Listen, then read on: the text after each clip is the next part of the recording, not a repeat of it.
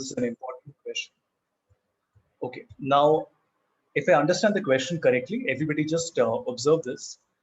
If I understand the question correctly, you're asking something on the lines of that, let's say we have some sales value. I'm keeping a very simple example like this. You want to say that this is 10 and this is equal to this plus this. Is this sort of what you're saying? Yes, sir. But also somewhere we can do something like we are fixing the column or we are fixing the row, something like that. That I want to just make referencing by fixing the row, See, I can't like give that. you a general answer. You have to give me a specific question so that I can give you a specific answer. Uh, uh, Sir, give me one second. Sir, can I share my screen? Please go ahead. Okay. So give me 1 second. Take your time.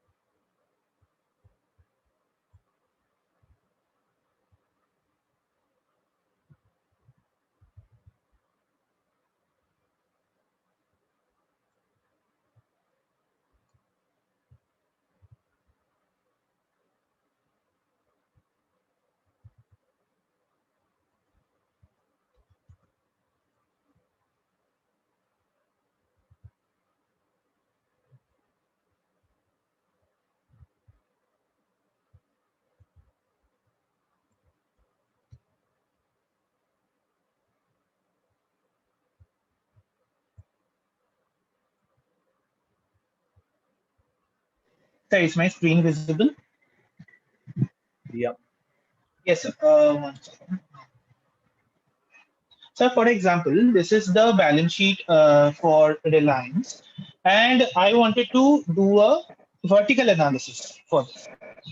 So, basically, what I wanted to do was I wanted to showcase every single value that are here in percentage terms of total liabilities through Power Query. So for that reason, I wanted to use a formula where this would be equals to this. Say this is 3251 equals to 3251 divided by total liabilities. This 546746, like that. Yeah, so there is no easy way of doing it because Power Query is an ETL tool. It is not really meant to do what you are saying, things like this, right? Excel is the best tool for this. That is why Excel is there, right? Because Excel is a spreadsheet tool. Okay. Now, if you still want to do it, just right click on that number 546746 and click on drill down. So what it tells you is that you're basically looking at 7 March 2017. Does it make sense? Just undo the last step. I'll explain once again. Cancel the last step. Right? Okay. So what is happening is you're basically looking at the seventh value, right? Why is it 7? Yes. Because it is starting from index number 0. So Yes. 3251 is 0, 3251 is 1, 2850 is 2, right? So Hmm. you're basically able to define the column and you're also able to define that value. So what I would like you to do is to right click on that number and add it as a new query. Add it as a new query. So this creates a new query for you. And basically this query is a constant. It's only one value. And now you can refer to this query because it's only one value constant when you're doing the calculation. But again, it doesn't make sense because when you're working on Power Query, you're supposed to do transformation on an entire column. The moment you say that my column has the items and the total, it doesn't make sense. Power Query is not supposed to be used like that. It is supposed to use with a database. Okay. Okay. This is a statement. Statement analysis is not done on Power Query. It will be done on. Okay. So there is some, I mean, I can think of some convoluted way to do it, but as simple as it is on Excel, where we can just put a dollar sign and we can attach, it will not work like that, Hmm. right? So you're using the wrong tool for the right reason. Do not use Power Query for this. Nobody in the world across any organization will be using Power Query for creating spreadsheet models on finance. Okay. Sir. Okay. Right? And I hope you understand why I'm saying this so confidently. I have a training with DHO starting next Tuesday. This is exactly what we discussed. What should be done in Power Query, what should be done in DAX, what should be done in Excel, right? Spreadsheet modeling for finance will not be done in Power Query. Okay. Thank you, sir. That's Good. Any other question, anyone? See, the point of doing this last session, so we were originally doing 5 sessions. The point of doing the session was for you to be able to take some time, um, go through some of the videos, think about what all topics we have covered, think of what new questions you might want to ask me, and address that, right? Because when the training is happening, there are so many topics covered that we don't get a chance, you guys don't get a chance to sit back and think of questions like this question was asked. So like this, if anybody has any question, otherwise, of course, I'll cover a few new things. But if there's anything you would like to ask,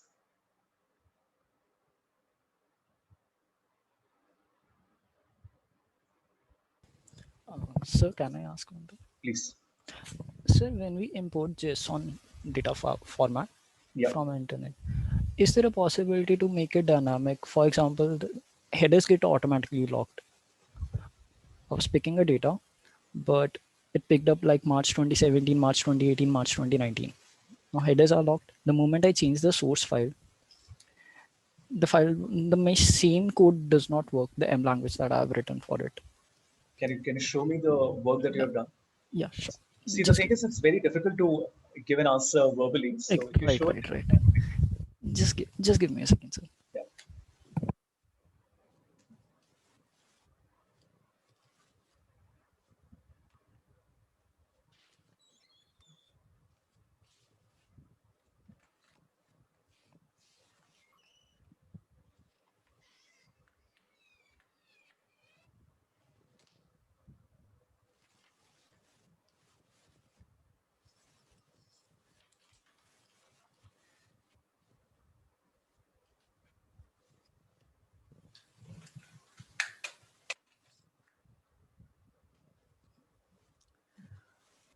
My screen is visible. Not yet. Okay. Now it is. Yes.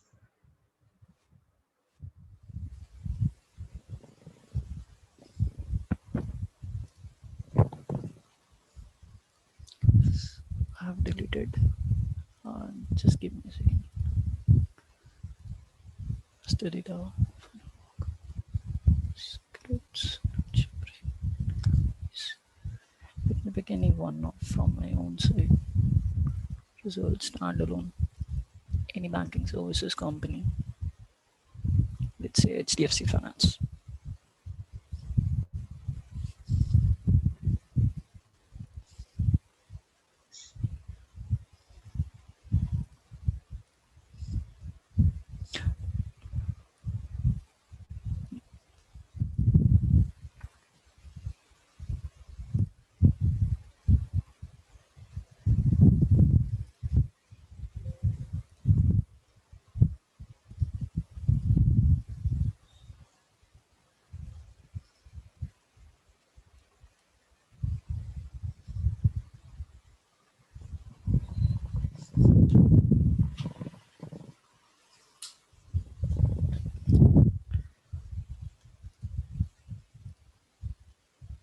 Sometimes it gets lagged.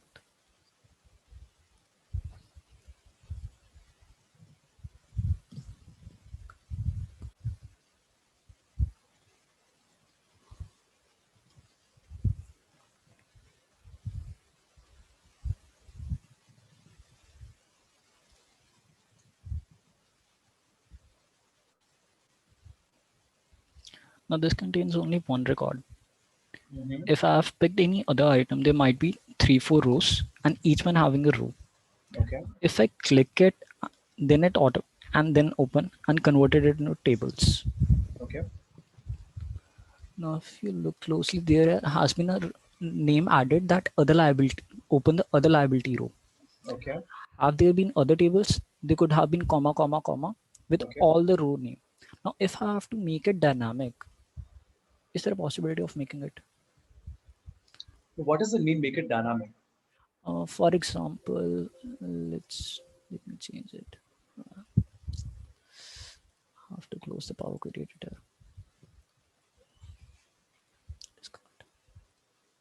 Dynamic by means cash flow. Yeah, this one is having many things.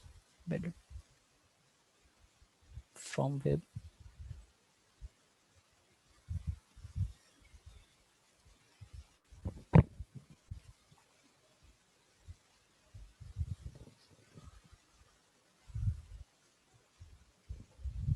Now this contains record in each file. Mm-hmm. If I just hit to table, everything is in table, but it's in source. So right now it's dynamic because it's not highlighting a particular either on the row side or on the column side. The moment I expand it from here, now it locked the values that there needs to be March 2010, March 2011, March 2012, everything, right? And if I change the source file, for example, if I want for some another company, let's suppose instead of 1298, I'm going for 3188. Mm-hmm. It's a company bin ID. Okay. This is another table for profit from operations. Okay. Now when I expand the values, expanded 3188. Okay, for 3188 it was available. Let's suppose 492.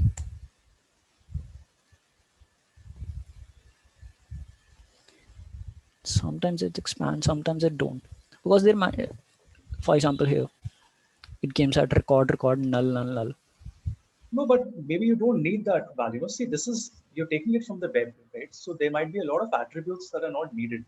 So that cleaning you will have to do. See, web scraping is not a perfect science, whether you're using Python or R or JavaScript or whatever it is, because websites also will constantly keep on getting updated, right? So there is no guarantee. There is nobody who works in web scraping who builds a solution and it works for 2 years, right? You will have to definitely constantly make changes to it. What you can do is maybe you can make the headers as the first row, so that it is not, you're looking at headers as column 1, 2, 3, 4, 5 as a sequence, not looking at the actual header. Maybe that is an option that you can look at. For example, if you are saying that instead of March 2010 to March 2021, there are total 12. So I can name column 1 to 12. So if you click the on that values. option, just click on that use first row as headers, click on the drop down. And just select use headers as first row. This way, what happens is that the column number is in your control now, correct? Correct. And then you can maybe remove the first row, or you can get the first row from somewhere else, or make it dynamic. So if you know the first year, then obviously you can as a sequence put the next few years as well. Right. But what I'm saying that this operation, since if we look at the code, here's the advanced editor.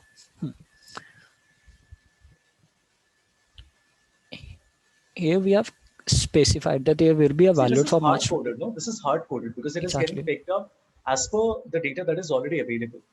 Right. So that is not in your control, because at the point of picking up that, let me see what I can do. Just close this window. In your queries, why is the advanced, just a minute.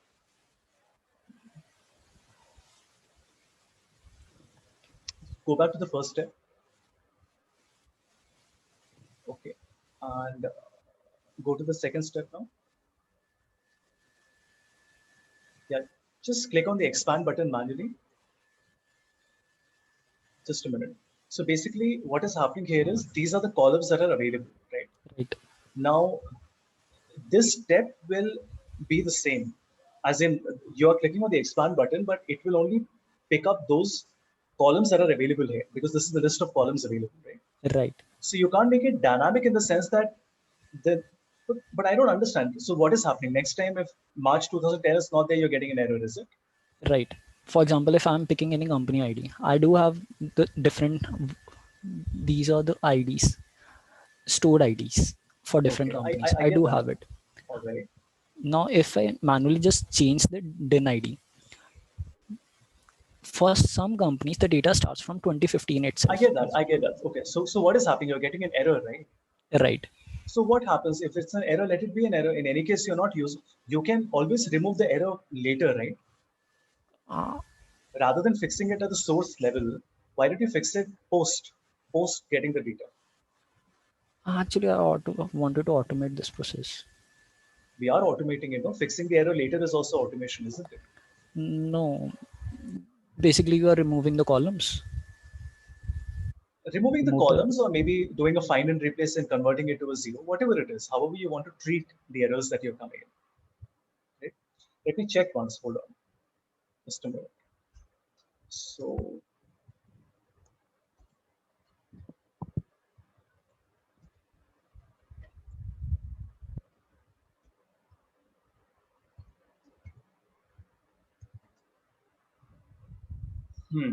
let's see. So dynamically expanding tables and records, right? This is what we want right. to do. Let me check.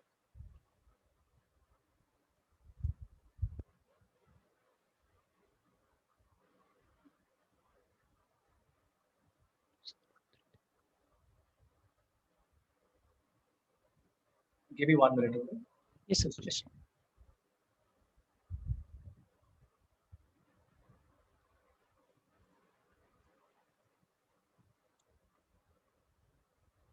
Yeah, I found it. Let me share my screen. Look at this. So basically, that's what we're doing. We want to expand tables and records, all columns, right? Dynamically. Right. So what they have done is that, let me go full screen first. So originally it was coming like, just a minute, it was like this, right? These were the columns that were there. But they have given you a different code where you can write this code and it will expand it as per the dynamic list variable.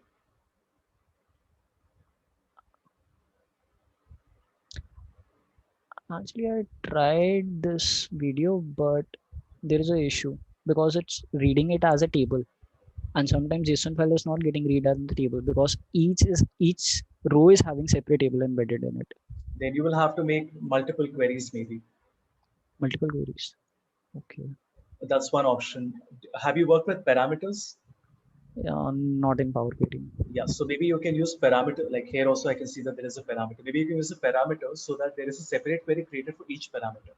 So there are ways in which you can do iteration. What I'll do is I will connect you with an ex intern of mine, right? How should I connect you to him? Just send him an email marking me a copy, okay?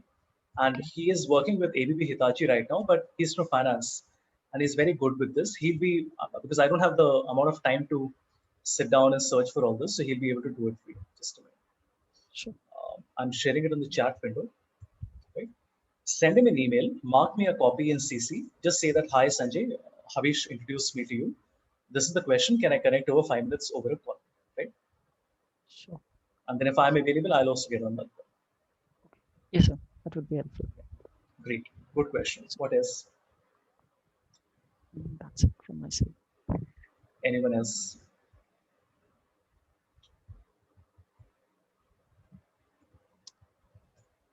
Let me just clean up a little bit, just a minute. You don't need all this. Right? One of the good websites for Power Query specifically is howtoexcel.org. Howtoexcel.org. It has everything from basic tips to quite a few advanced things as well, right? So this is there. And the other website for Power Query is Radacat, RADACAD. Radacat is both a little bit of Power Query BI, a little bit of Power Query, but this is also really good. Interestingly, Power Query does not have a lot of videos and YouTube channels. It's mostly on DAX, right? There are many reasons for that as to why Power Query has not become as popular as DAX. But yeah, Radacat I think is again really good. And if you really want to understand Power Query in a lot of detail, then you should read M for Data Monkey. Right? This is, I will not call it the definitive book because I don't think there can be any definitive book for any language. But yes, this is definitely a must read. Right? You absolutely have to read it if you want to start working with Power Query at a sort of slightly more detailed level. Also, before you start working, it is very important to get the basics correct. My course, of course, introduces a few things like APIs and parameters and all. So you should definitely do that.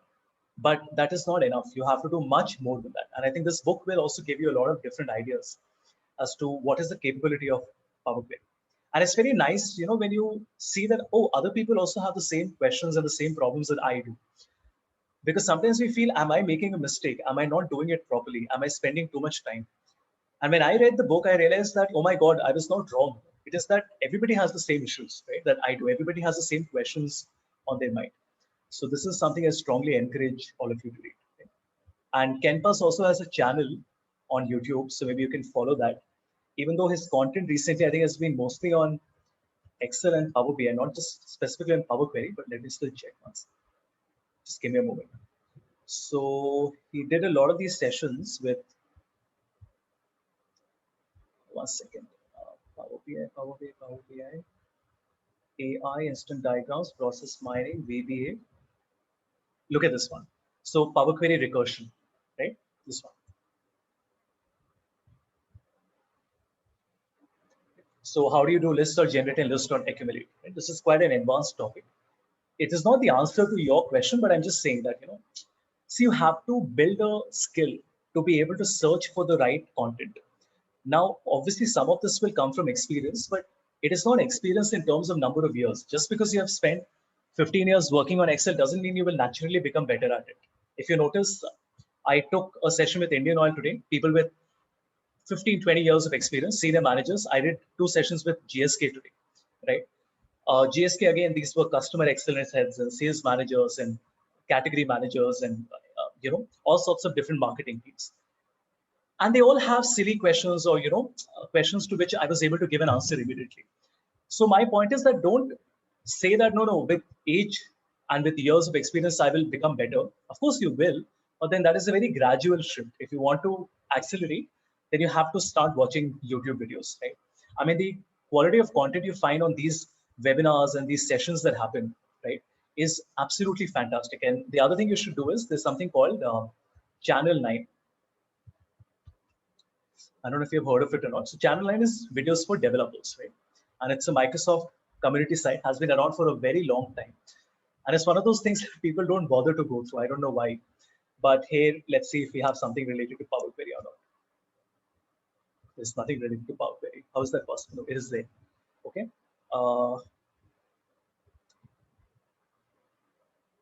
Anyway, I mean, I haven't gone through it for Power Query, but you can go through it and you'll find quite a lot of content available. Like when I say a lot, I mean a lot of content will be available, right? So you just have to probably search a little bit and sort of get the right thing. I think some of these are J queries as well. That is not what we want, but yeah, maybe you can search Channel 9 as well. Also, start engaging with people on LinkedIn. When you have a problem, do what you felt is the correct approach, whether it's working 100% or not, and then share it with somebody. I'll give you an example. There is a guy called Tom Urtis. I'm teaching you life skills today, okay, not technical skills. Tom Urtis is one of the leading Excel guys in the world. He has been an MVP for 13 years, right? I had a problem and I texted him. Right? Watch this. So, in fact, I've asked him 2 things. I asked him that I wanted something to convert the currency format into rupee with 322 commas, and he gave me that custom format. Then a few months later, I asked him that, hi, I'm preparing an add-in for Excel using custom UI editor, and I want to install it, blah, blah. And how do I ensure that people do not bypass it? Basically, so that companies don't crack my hard work. What did he say? He said, you will not be able to totally stop a client from copying into another system. There are some roadblocks, and he gave me the code, which basically is so interesting. So how do I make sure that one copy of the application is only installed one time?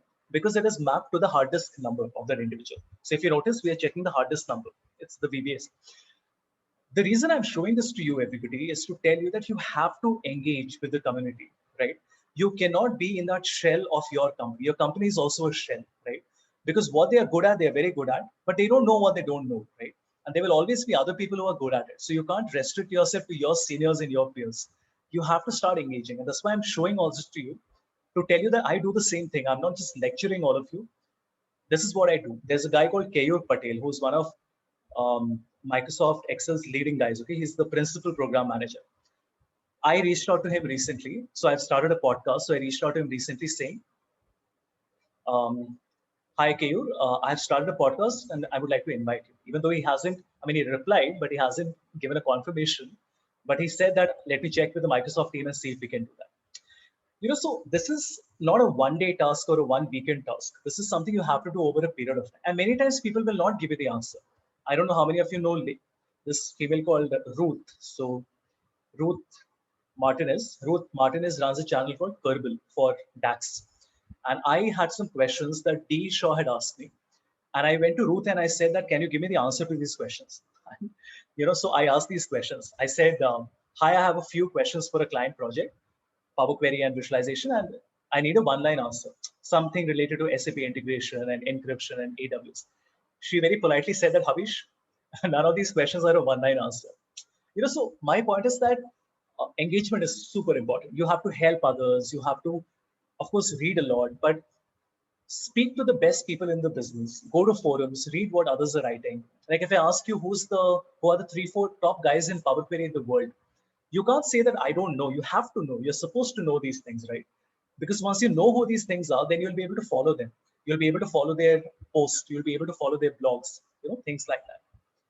Now, there is no correct way of doing it. You just have to start somewhere. A lot of people say, but Havish, there is so much to do. Where will I even start? Start anywhere. How does it matter, right? At least today you know of 2-3 people. When you go to these 2-3 people and you will see who they follow and who they engage with, you will immediately come across many other people as well. Right? Great. Good. Any other question? Anyone?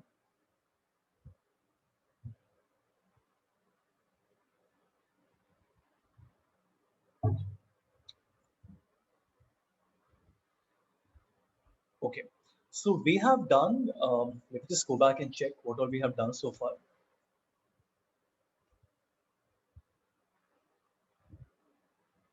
Okay, so we did our dynamic arrays, we did Visual Basic, we have done Power Query, and we have done Power BI, right? Okay. What I want to show you next, just give me a moment. I just turn on the light. It's getting very dark. One second.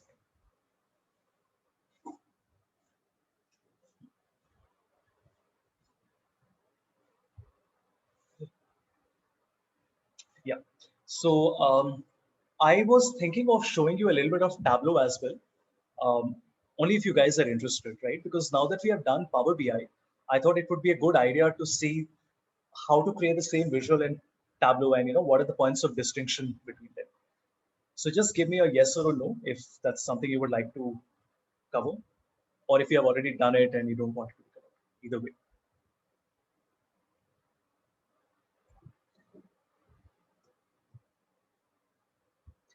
Because truth be told, I don't think finance any company uses Tableau, right? But if you want to learn it just as a skill, maybe if you end up in consulting or something. So I think let's do that. Okay. Have any of you worked on Tableau earlier? Just for my understanding.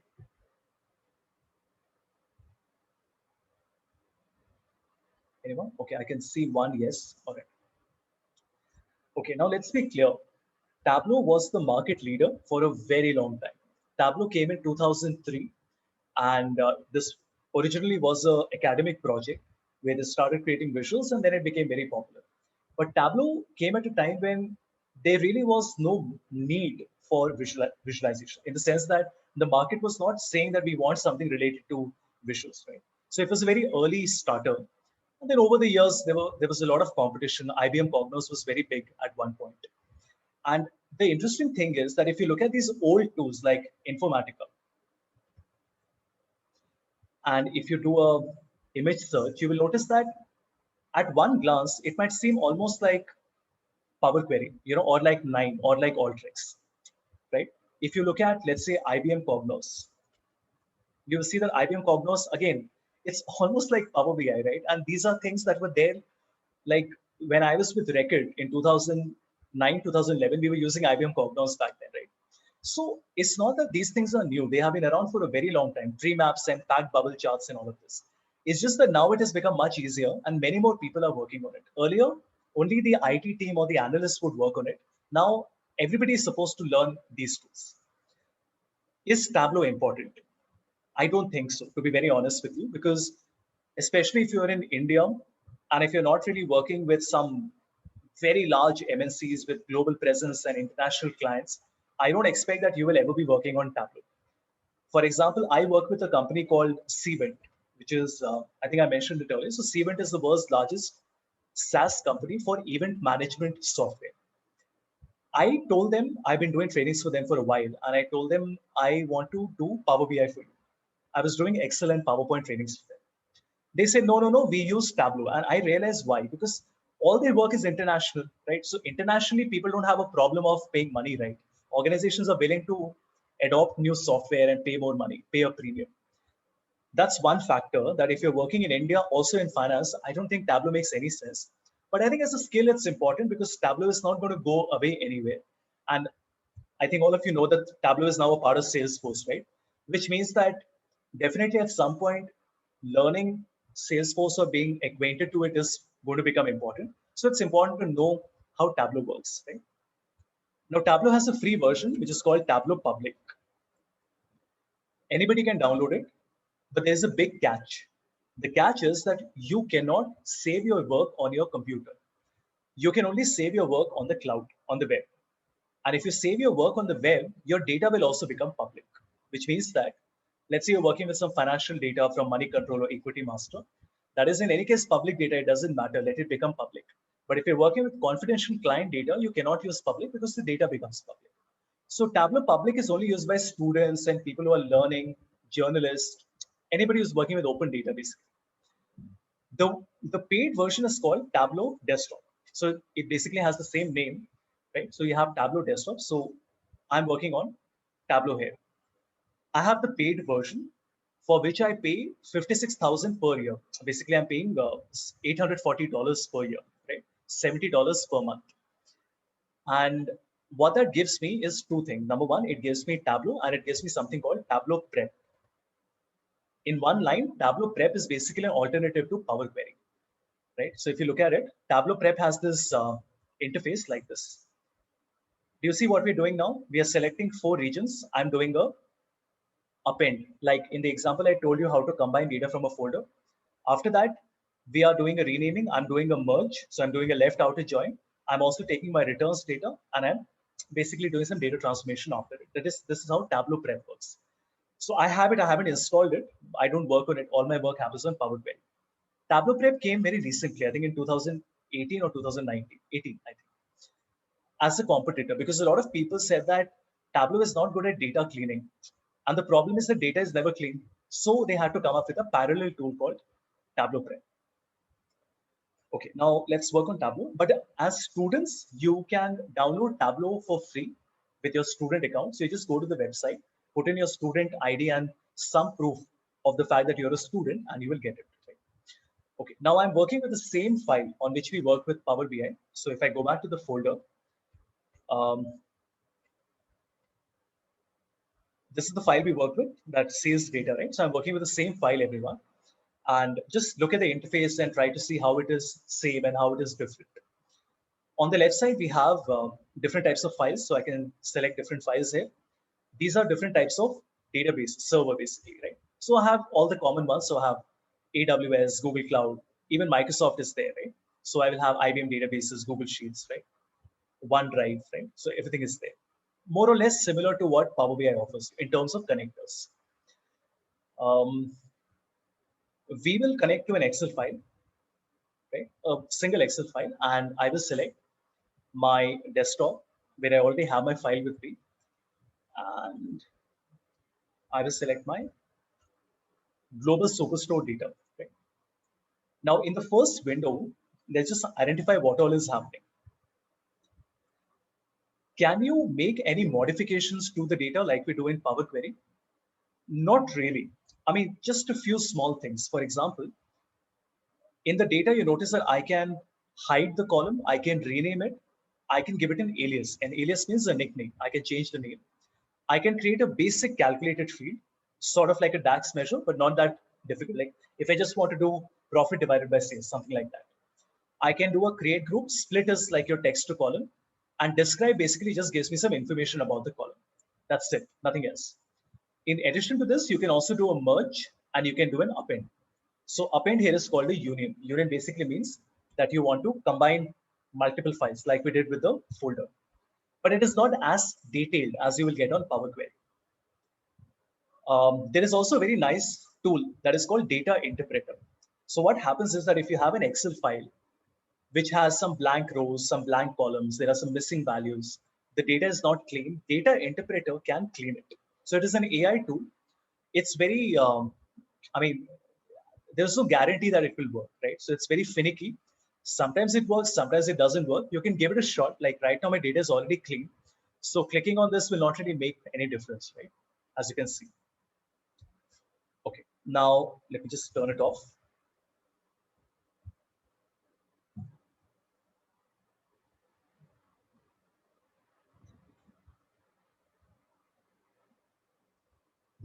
Just give me a moment. So let me select my data. Okay, 1 second, guys.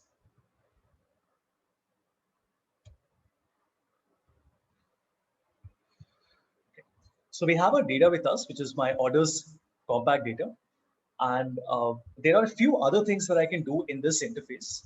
If you notice in the top right corner, we have something called live and extract. Should be fairly obvious. Live means that it is a live connection. So if you change the source data, you can refresh it and it will change. Extract means that you're creating a local cache of your file. So if it's a very large data set, you can do an extract. And when you do an extract, what happens is that a cache of the data is saved. It's called a Tableau hyper. So there is a folder in the Tableau directory where an extract is saved so that you can work faster. But if you're working with like 1 lakh, 2 lakh, 5 lakh rows, it doesn't matter. Live will also be very good. If it's a very large data set, then you might want to do an extract. Right? That's what it says. You can import the data into the fast data engine. And then we also have a filter, which means that at this stage in my process, if I don't want to see the data for all the countries, let's say I want to add a filter where I want to say that my country should only be whatever, let's say Bahrain, right? You notice that my data gets filtered. Basically, even before I make a visual, if I want to apply a filter, filters we know we can apply in Tableau as well, and you can add more filters or you can delete the filter. Now, why would you want to apply a filter in the beginning? Because it will reduce the size of your data, so that later on the process happens much faster.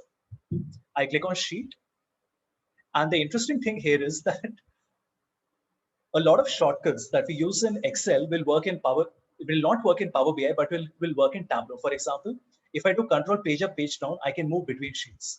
You can't do this on Power BI, which is so ironical because Power BI is a Microsoft tool, but the control page up, page down doesn't work. Here, control page up, page down works. Also, Tableau has some very nice things like you can undo the deletion of a sheet. So if you make a sheet and you delete it, for example, if I delete it, I can press Ctrl Z to bring it back, which all of us know cannot happen in Excel or Power BI, right? So there's a small difference here. Okay. The interface is very simple. We have a list of all the what you call dimensions and measures, right? So if you notice here, these green ones, right? Let me just highlight everything for you. Okay. So these are your measures. Measures means they are numbers. So discount, profit, quantity, sales. And what are dimensions? Dimensions are everything else. So it has your geography, which is the globe icon. It has your text. It has your date, right? In Power BI, remember, we don't get this globe icon. In Power BI, your geography is a text value, but here it is a automated geographic value. It is not a text value. Let's start with something simple. Let's say we want to make a map. So I will select my country, double click. That's it. You notice it creates a map for you. In Power BI, you can create multiple visuals on one page, but in Tableau, you can only create one visual on one page. So in sheet one, I will only have one visual. In fact, let me just put it on sheet one. In sheet one, there is only one visual. Sheet two, there will be only one visual. After you have done everything, we create something called a dashboard. So you combine everything. This is another area where Power BI is much better because in Power BI, you make everything together, right? In Tableau, first you have to make sheet by sheet. Then you have to combine everything. So it's an additional step that you have to take. But some people like this approach where they say that, okay, I want to focus on one visual, then I want to combine it. All right. Now you notice that the moment country comes in this, there's a plus sign. How is that coming? Because it is a automated hierarchy. So when I click on country, it will show me the state. And when I click on state, it will show me the city as well. Right? Now, obviously, I can go back. The latitude and the longitude is generated automatically. This doesn't happen in Power BI, but this happens in Tableau. And the reason it is happening is because, oh, I'm sorry, these shortcuts are irritating. So I'll have to use the mouse. Tableau uses something called Mapbox, right? So Mapbox is a provider of geographic data, which Tableau is using to present the data to you. You can create a free account on Mapbox as well. And if you want to select any region on the map, there are many ways of doing that. For example, if I can show you, if I select this tool, I can do something called a radial selection. The shortcut is S. What does it do? It allows me to select like this. You know, from an epicenter, like an earthquake, I can go outside and say, in this region, how many countries are there, right? Then you have a lasso selection, right? Lasso, which is a D. So when you press lasso, it allows you to select a region like this. You can just draw a line and select like this. Now, see, all this you can't do on Power BI, right? Let's be honest. There's no way of doing this on Power BI. Okay. I mean, there is a way if you use Mapbox, but there is no easy way of doing it. Let's put it like that. There is also a find feature. So if you want to search for, let's say, Germany, I can just type Germany and I can click on state and city and I can see all the cities there. Right? Okay, let's go back to the country. And let me also delete this. Okay. Now, you have a circle which is representing all the country, but if you want to change this, you notice that I can change this mark. This is called marks. So in marks, we have different types of charts here. Basically, marks is just like a visualization. You have bar, line, area, so on. I will select something called a shape. What that does is that it allows me to change the shape. For example, I can put a triangle, right? Or I can put a plus sign, or I can even import my own shapes, right? So I can even go and import my own shapes here. I can even add my own icons, right, from my system. This is very interesting, right? This is something that we don't have on Power BI. And for a lot of visuals, this might be a very nice thing, no? When you want to create an infographic like this. Okay, so let me undo that. Let's go back to our circles. Why is every circle the same size? Because nothing is in the size right now. Now, how do you increase or decrease the size? Like this, right? Very simple. But I want the size to be relative to the sales amount. So I will select my sales value and drag it, okay, drag it into the size. You notice that sales has become size. If you look at this icon, everyone, country is my detail, sales is my size. So when I increase the size a little bit, you can see that I can see all my countries like this. But what if I don't want to see all the countries at the same time? That means we want to apply a filter or a slicer. So I will select my market and show it as a filter. Where does it go? On the right side. So you can see that I have all my markets here. Let me change it to a drop down. So I'll change it to a single value drop down and I can select any market like this. So let's say Asia Pacific, for example. Right? Okay. And I can also select all. Right now, the colors are very boring. It's all blue color. I will click on color, right? And I can change the color, but I don't want to do that. If I change the color, then all the colors are changed at the same time. What I want to keep is a gradient of colors. That means ranging from light green to dark red, okay? So I will select sales and I will drag it into colors as well. What will that do? You notice that it is a range of colors ranging from 20, which is light blue, to 22 lakh, which is dark blue. Obviously, you can change the colors as well. So I can come to colors and I can click on edit colors and say that, whatever, I want to have a different color here, like this. That will work. Now, there are many tweaks that you can do. For example, in colors, I can say that I want to have step colors. So it will only show me 5 colors, right? I can even increase the number of colors like this, right? Or you have different palettes available. So there are different palettes that Tableau has given you. You choose anyone. Let's say green, blue. So I really like this. This is how green and blue looks. Green being the smaller value, red actually should be the other way around. So I would like to have reversed, right? Where, okay, that did not work. Hold on. Let me just change it manually. So I'm selecting a green here and I'm selecting a blue here. Perfect. So you can see that this is how the colors come. If you go even deeper, you will notice that you have these advanced settings where you can control the start and the end point. Like you only want colors for numbers ranging from 0 to 1 lakh. So you can do all of that. Right?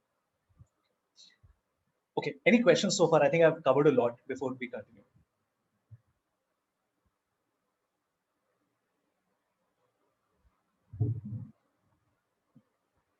Anyone? So what is your take so far? Do you like it better than Power BI or do you like Power BI better?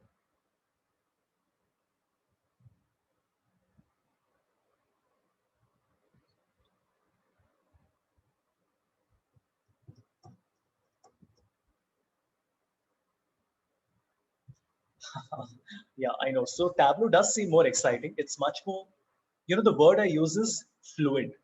Working on Tableau seems very natural, right? The way it's like a design application. It's like I'm working on an Adobe application. It's so seamless. It's so fluid. Power BI is very, it's like a very professional tool where it's very rigid. Right? It's almost like Excel, where fine, there are options and I can customize it, but not to the extent with which Tableau works. So, Tableau is primarily a data visualization tool, right? I mean, you can call it BI and all, but the truth is it's a data visualization tool. It is not competing with Power BI in the sense that Power BI has DAX, Power BI has external tools, Power BI has Power Query. Now, of course, Tableau also has Tableau Prep. But I mean, in my mind, I don't think they're really competing with each other. Even though in a lot of companies, people feel it's a choice, I feel they are catering to slightly different requirements, right? Okay. So we have done this. Now we can also add an animation, which we can't do in Power BI. This is one area where I feel it's like we can do animations in Power BI as well, but it's very crude. I mean, not very seamless. In Tableau, it is inbuilt. For example, I can put my order date in the pages, right? And I will change it to the month. That means I want to see the change month over month. Okay. Let's see what happens. On the right side, do you see this play button, everybody? I will increase the speed to medium. I'll click on play and see what happens. It automatically shows me how the data is changing month over month. And it's so fluid, it's integrated within Tableau. You don't have to install anything. It hasn't been created by an external developer. So it's a great way of presenting your data, right? Like this. And the best part is that animations can be added anywhere to any visualization that you have. Okay? So let me remove this pages. Right. And if you want to make two maps, what you can do is I can put my latitude in the rows and very smartly, now it will give me two maps. How cool is that? But why are we doing that? Why are we making two maps? If you look carefully, there are two latitudes that we have. The first one is showing me sales. The second one is also showing me sales, but I don't like that. What I would like to do is that in the first one, I will show the sales value. And in the second one, I will remove the sales value and I will replace that with the profit value. Look at this. Right? I'll have to decrease the size a little bit, obviously. So, okay, also Tableau has a full screen mode, F7, not F5, F7. Power BI has no full screen mode, which is so odd, but Tableau has a full screen mode, so you can go full screen like PowerPoint. As you can see, everyone, this is showing me my profit and this is showing me my sales value. So very neat, simple way of creating two maps. If you want to make 6 maps, you can just put your segment in the columns and you notice it makes 6 maps for you.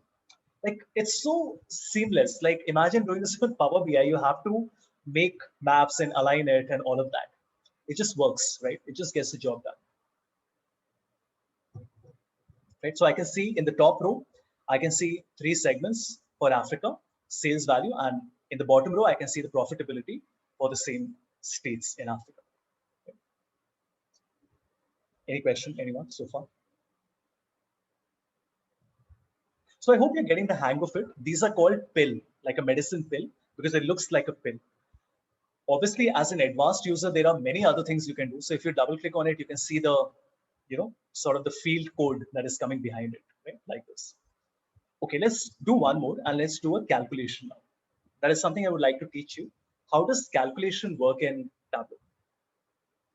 Now, we don't have DAX here. We have something called calculated field. Let's take an example. Let's say I want to show the profit margin.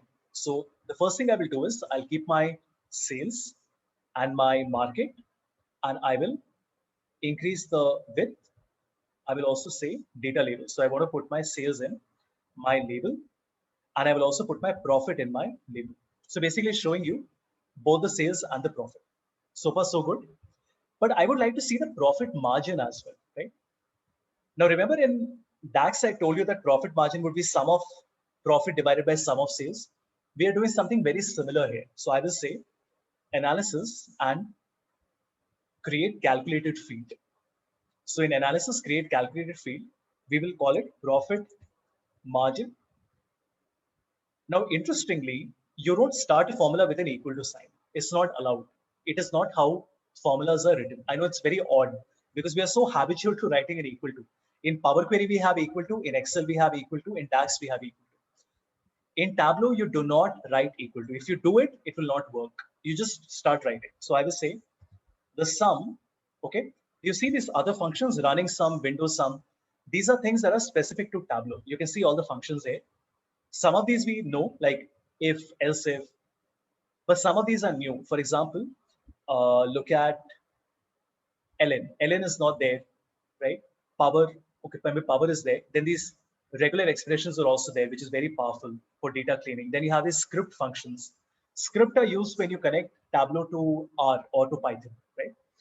Then you have the split, you have this start switch. So, you know, there are some variations to the functions, but for now it's very simple. I will say sum of profit, right? Very similar to how we did it on Power BI, divided by sum of sales. Now, Tableau is very smart. If you make a mistake, it tells you that there is an error, and it even tells you where that error is coming. Do you see this? So it's very smart that way. If you make, let's say I forget the parentheses, it will tell me that Havish, you have not closed the parentheses. It's very, very smart. Even DAX is good at identifying the type of error that you're making. Anyway, once I've done this sum of profit divided by sum of sales, I'll click on OK. This is the calculation I have created.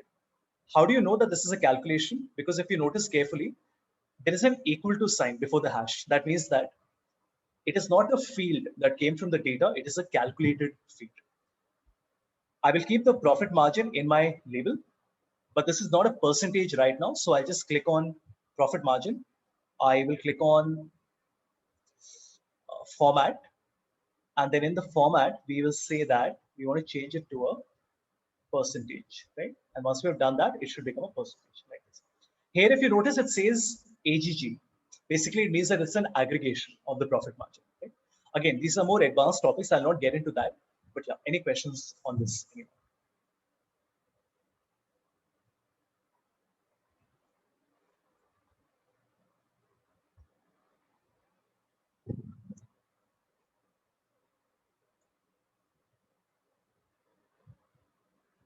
Anybody? Anything on your mind? I mean, if you are thinking, Havish, can we do this on Power BI also? Or we did that on Power BI, can I do the same thing on Tableau? Whatever you're thinking of, let me know.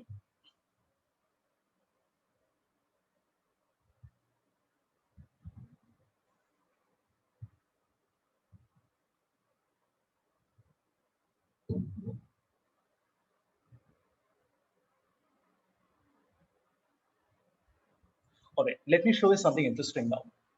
I have my map with me. I'll just create a duplicate map so that I can remove all these additional things. This we don't need, this we don't need. So what we're doing right now, everyone, is that we are showing what just happened. Just a minute. I must have selected something else. 1 second.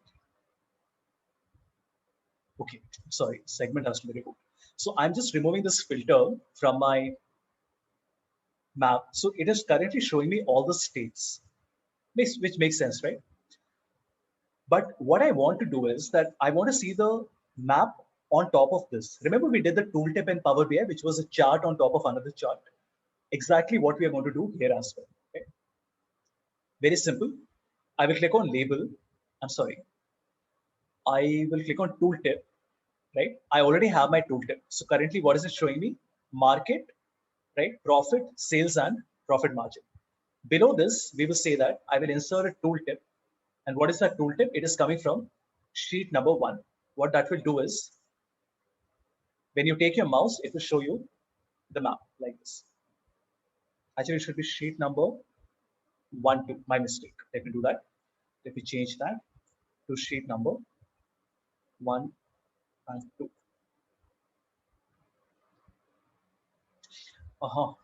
What mistake I made? Is there a space somewhere? Yeah. So let me go full screen. So you can see that I have the column chart here. When I take my mouse, it will show me all the states, right, in that. Right now, it is still, I mean, it's very cluttered because it's still a lot of data, but you know what I mean, right? I mean, you can always customize all of that. And you can increase or decrease the size of the tooltip as well. So you can choose the pixels. So I can say that it should be, a width of, let's say, 600. So this way, it will be a little wider. See, this level of customizability is there, even in Power BI. Even there, I can change the size and all. It's much more fluid, that's all, right? When you work on Tableau. Right, any questions, anyone?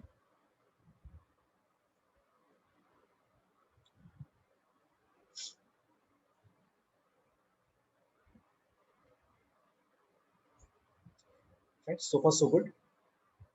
Okay, what else can I show you? I think I've covered quite a lot. Yeah, I mean, there are some parameters and all, but I mean, I think you've seen the calculation, you have a sense of how the interface works. There is nothing behind it. Basically, in Power BI, there are so many things, no? If I may open Power BI once.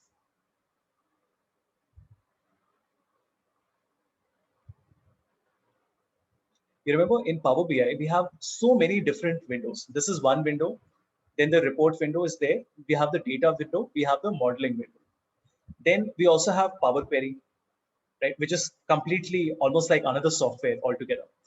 In Tableau, what you see is what you get. There is nothing behind it, right? What you see is exactly what the interface is. So it's much simpler in that regard compared to Power BI. Some Can we basics, attach please. can we attach an entry box to the data, like if I want let's say my sales in the Asia Pacific region is 100 rupees, and I want to present that the next year my sales will be 200 rupees, and my profit margins, keeping the profit margins same. So like I have to present that data As in if you want to write some text, is that what you mean? yes sir, so that the new graph will build, so that I can make a comparison between the current year, the next upcoming year. No, no. So do you want to do a calculation or do you want to type a paragraph yourself? So not a paragraph, like if I enter the next year sales amount for the next year sales, and that will give me a next graph for that kind of thing, which I can present to my client or like to my boss or Do you mean a forecast? yeah sir, forecasting. Forecast is available. So I can click on order date. I can click on sales here. Let me convert this into a line chart. Let me break it down into my quarters. Okay. So far, so good. It's a simple line chart. If I want to see the forecast, I can go to analytics and we have the forecast here. And even though in Power BI, you only have one forecast variable, others are our visualizations. Here you have many different types of forecast. So I can just drag forecast inside. It creates a forecast. But more importantly, I can go to forecast options and I can customize it. So you notice that I can do the level of change the level of aggregation. I can choose the forecasting model. So whether it's a seasonal or non-seasonal model. So if I choose a custom model here, I can even choose the trend, whether it's additive or not. I'll not get into all this. All of this you can read from the Tableau website. But yeah, I mean, this is the basic forecast that we're creating right Okay, so thank you. now. And if I now put my, let's say, what should we do? Segment in my rows, it will create three different forecasts like this. Super simple, right? Like this. This we can do in Power BI as well. Obviously here, the number of options you have are a little more diverse than what you get in Power BI. Okay.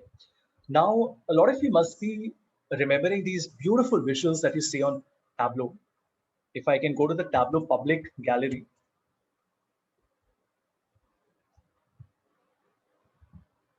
you can see that there are these, I'm sorry, where am I? Okay, I'm going to go to the gallery.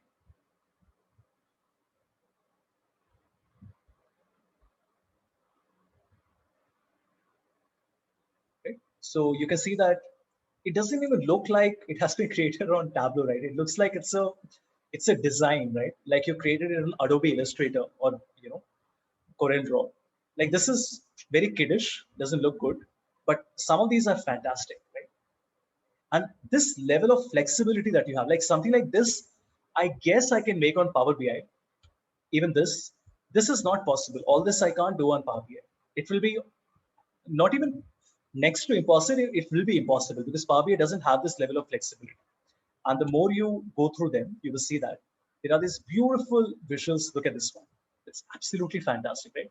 60 years of human spaceflight. Now, a lot of you must be thinking that how can you create all this? Because you only have 1, 2, 3, 1, 2, 3, 4, 5, 6, 7, 8. You only have 24, or rather 21 visuals available, right? See, in Tableau, remember in Power BI, I told you custom visuals, you can download more visuals from the internet. Power BI Tableau doesn't work like that. In Tableau, you have to create your own visuals using mathematical calculation. I want to give you an example. Watch this. Let me see if this can be downloaded or not. Just a minute. This can be downloaded. Okay, let me download it for you. And you'll be amazed to see the amount of work that has gone behind it, right? Like, I know it looks super nice, but look at the amount of work that has gone behind it. To create this, let me unhide all the sheets. Do you see the number of sheets that have been created for this? Every sheet has a different thing. Like this thing, can you see the number of fields that have been kept? And a lot of these are calculations. If you notice, look at this. Radius minus duration, right? Okay. Let me show you something else. Look at this X value. This is sine and min. So most of these visuals that you find on the Tableau gallery use basic mathematics, right? So the sine, radius, sigmoids, it will be very common to find these things, right? And a lot of people say, but what is happening? Suddenly, how has it become so complicated? Like these are called level of detail expression, where you see these curly braces. This is like writing a DAX measure. These are very advanced formulas, but that's the point, When you see the final result, it looks beautiful, but a lot of work has gone behind it to be able to make something like this, which is what I wanted to prove you by, opening this. Just look at the amount of work that has happened here, before we have created this. Okay. Any questions, anyone?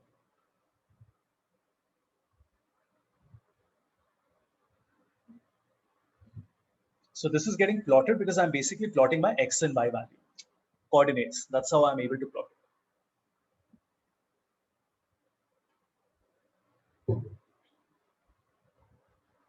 So I would say it's only 1% or 1% or 1% of Tableau users who will ever reach this point where they'll be able to create things like this, because it's very difficult. It's not about learning Tableau. It's about having a foundation of maths. If you don't have a foundation of maths and design, you will never be able to do stuff like this.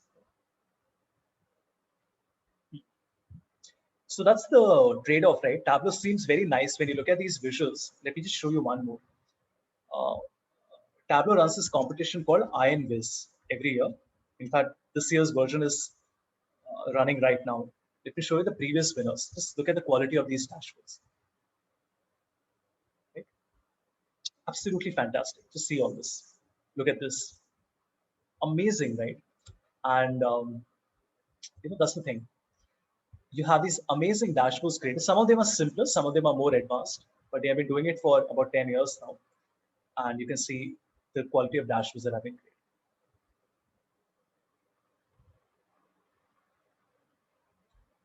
Right. So I hope all of you have a sense of how is Tableau different from Power BI, what is similar, what is different. Both Power BI and Tableau can be connected to R and Python.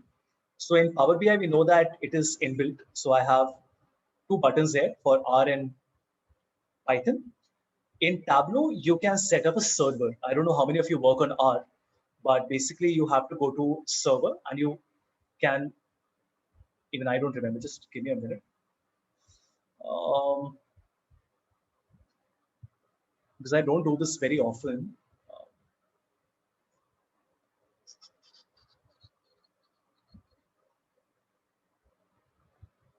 manage analytics extension connection, right?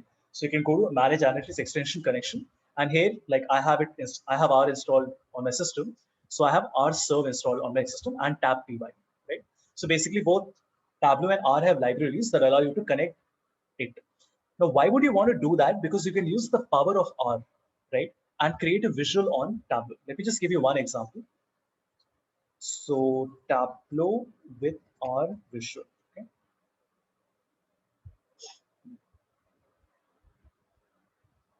No. Let's go to a different website.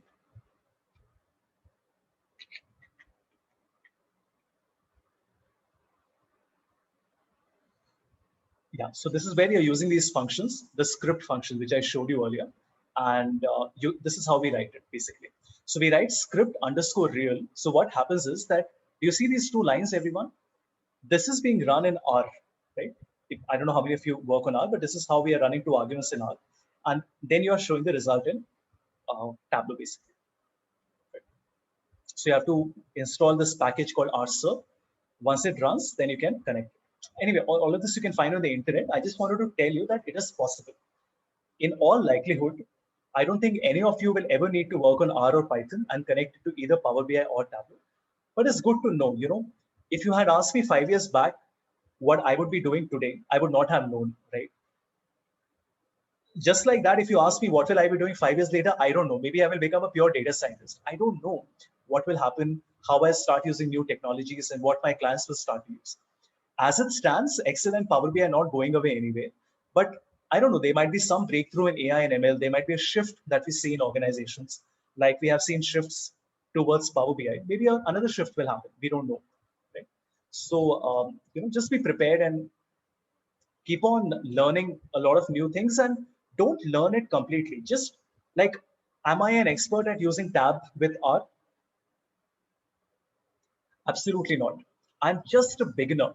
I mean, I have just done a course on LinkedIn Learning, but I know what it is. So did you see how I was able to find the right link and tell you, no, this is not the correct link? That's it. I am not an expert by any means. If you even ask me to do a simple thing, I will probably have to Google it and do it. But I know enough so that I don't feel left out of a conversation, right? I have what I call a working understanding of how it works, right? That's it. I don't have a user's understanding, but I have a working understanding of how it works. And I feel that level of understanding you should have about everything, whether you're finance or not, I don't care. Even if you're in finance, you will be interdisciplinary, right? After 5 years of working, you will be working with cross-functional teams. You will have to deal with marketing and operations and supply chain. That time you can't say that I'm just a pure vanilla finance guy. I don't know other things. Of course you have to. I mean, let's be honest, right? Yeah. Any questions, anyone? Just give me 1 minute. This very urgent call. Just 1 minute, everyone.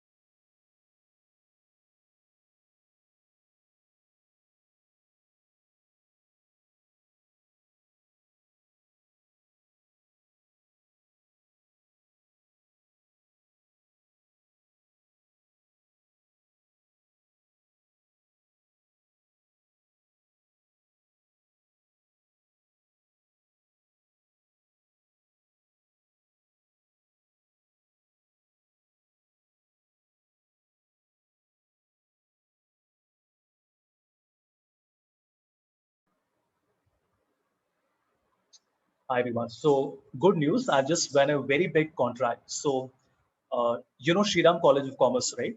In Delhi University. So the new batch of MBA that comes in, they are joining in August.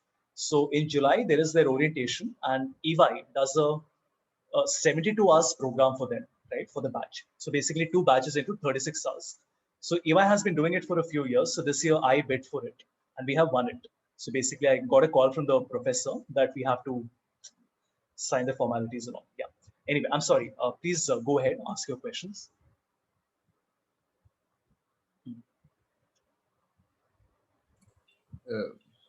Have you started there? Am I audible? I can hear you. Please tell. Yeah, yeah. First of all, congratulations on that.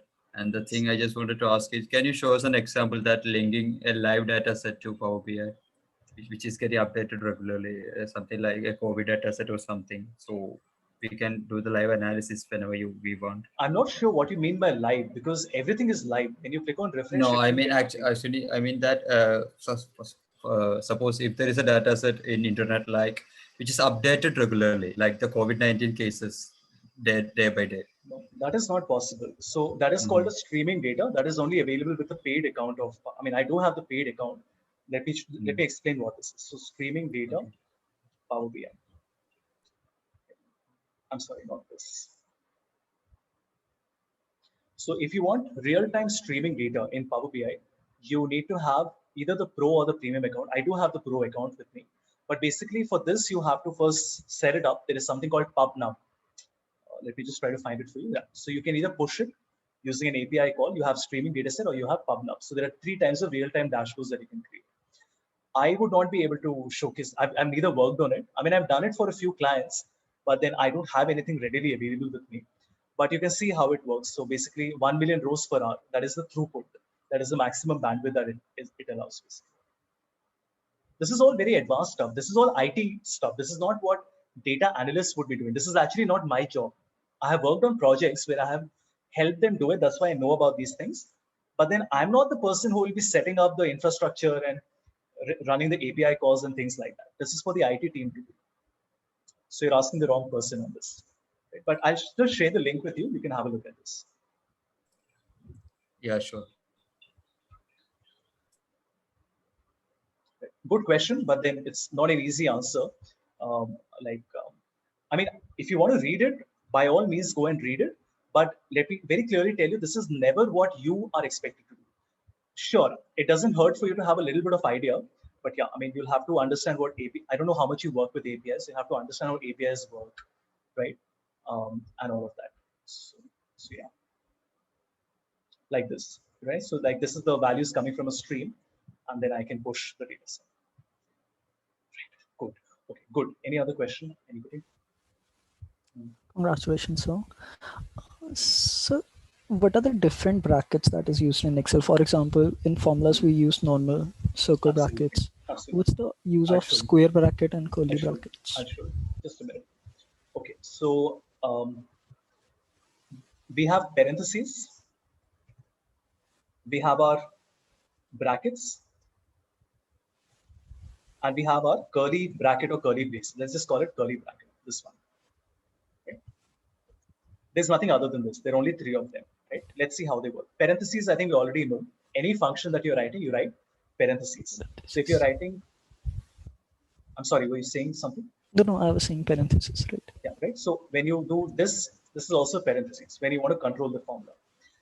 Brackets, this one is used when you're working with tables. For example, I have name, I have sales, I've written ABC, I've written 10, 30, 20.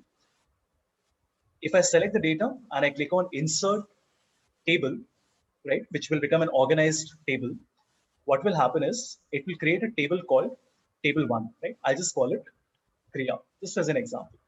Now, how can I access the sales column? I can write equal to Kriya, open a bracket and write sales. Does it make sense, everyone? This is the only place where these brackets will be used, right? Nowhere else. Only when you're working with a table, right? And the final one is the curly bracket. This is a little more difficult to explain. So I think we already did it in some example in dynamic arrays, but I'll show you once again. Let me just think. Okay. So we have some numbers with us, so just some random numbers between 10 and 100. Right? I want to find the three largest numbers. So what I can do is I can decide large. I can select my array. Now the problem is that the k position only accepts one value. I can either put 1 for the largest number or 2 for the second largest number, correct? But if I write in curly braces, if I write 1, 2, 3, what will happen if you show me the three largest numbers? Okay, nice. Right? Now this is the most advanced, the curly bracket. Most 99% people will not even know what it is. Like if you ask them, have you ever seen it? They will say, we have never seen it. They would genuinely never even have seen it. This is one of the most advanced things. Let me give you one more example. Let me think of a good example. Okay, let's do this.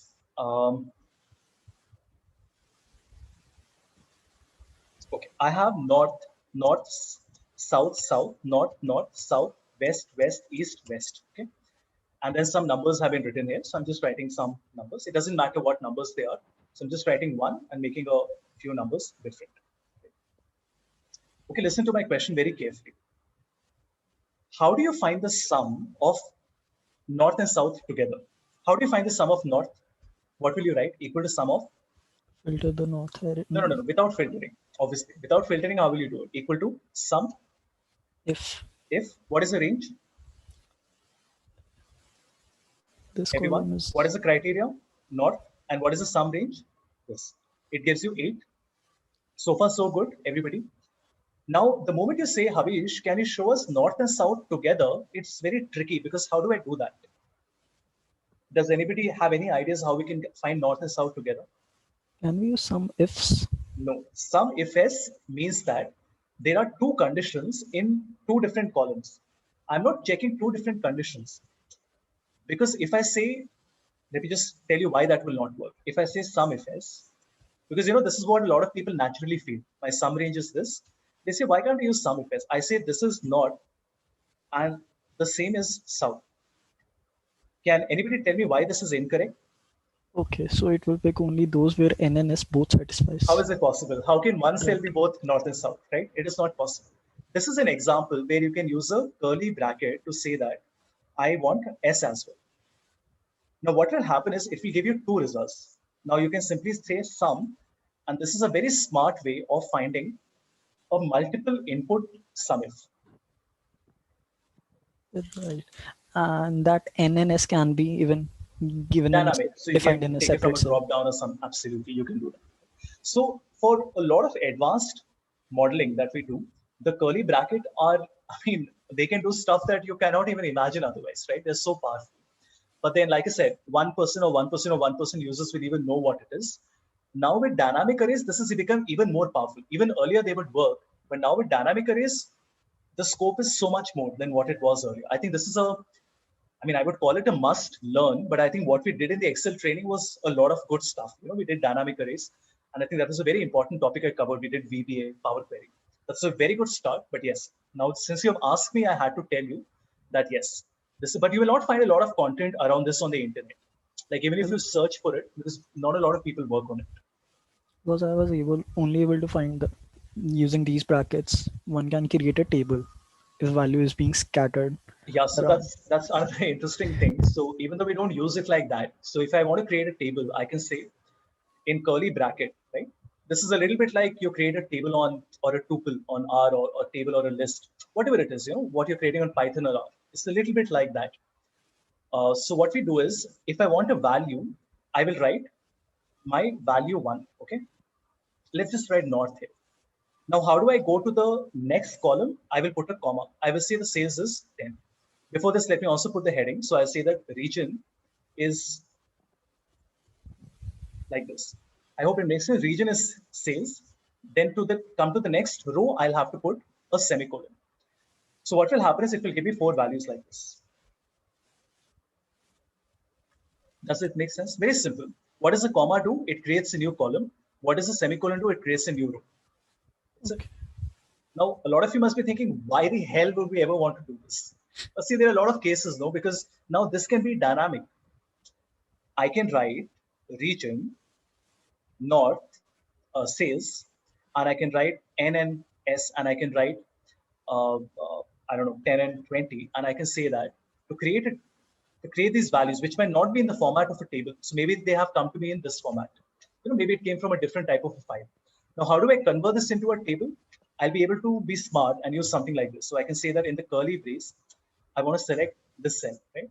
So I just want to select H44. So if I select H44, it doesn't work because I think I will have to do an indirect. I don't know. Just give me a moment. I'm not quite sure. 1 second. Actually, I don't use all this a lot. 1 second. So if I want to value, why will it not work? H44 is not working.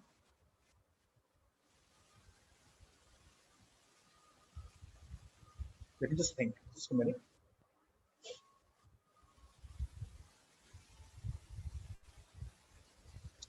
Let's just try something different.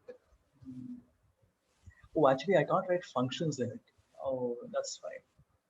But then how will it work? So maybe I can write indirect, put a curly bracket, I don't know, and H44 and this. I don't know, let's give it a shot. Yeah, I wasn't expecting it to work. No. We need text. I don't know. I have to think about it. I'm not quite sure. While creating the cell, Must basically be you something. undo I the don't know. I concatenate mean, equals to curly bracket and then the H44 range, then again comma that's what I and did. start. That's what I've No, done. you have used the indirect now. The indirect to चाहिए होगा ना? Indirect के बिना it will just become a text value. Without the indirect, nothing will happen. No, it will just become a text value. So I'll have to use indirect to convert it. No, now you want to create the table. Refit this cell because this cell already having a curly brackets in it. I don't know. Anyway, I've given you an idea. You guys can experiment on your own. But yes, parentheses we already know. Bracket works only with tables. Curly bracket are for more advanced operations like this. Wherever you have multiple inputs. Wherever Excel is forcing you to keep one input, but you want to use multiple inputs. Like here, what did Excel say? Only one K value. We said no, we want 3 values. Here, Excel said no. SUMIF can only accept one criteria. We said no, we want to apply 2 criteria. That's where the curly bracket will help. The table was something additional. Leave that. I don't think there is any practical use case for it. In 20 years of Excel, I've never used it. I mean, I've known about it, but I've never had the reason of using it. This I've used quite a lot. This one. Good. Any questions, anyone? And sir, have you used Lambda? I don't have Lambda with me. So the problem is that I have multiple versions of Excel. So I have an office account and I have a personal account. But the problem is that I'm not able to update it for some reason. And that's why I don't have Lambda with me. I'm very eagerly waiting for it, for Lambda to come. Lambda is going to become a huge game changer. Like I can't even begin to tell you how exciting Lambda is going to make things. You've used Lambda, by the way, is something. So for those of you who haven't heard of Lambda, Lambda is something which is available on Python as well, right? I'm not sure quite how to explain it. Let's just say it's an anonymous. I think that's the best way to explain it. It's an anonymous function. That means that there are many functions available like left, right, mid, VLOOKUP, text, correct? Similarly, Python also has many functions like Excel has. Every programming language has functions in it. But sometimes we might need to create our own function, right? Which also we can do. We can do it in VBA, we can do it in Power Query, we can do it in any programming language like Python. But the problem is that if I need the function only for one time, is it worth creating the function? Not really. That is why we create something called an anonymous function, right? So it can take any number of arguments. So basically what we're doing here is, if you notice, let me just give you a small example.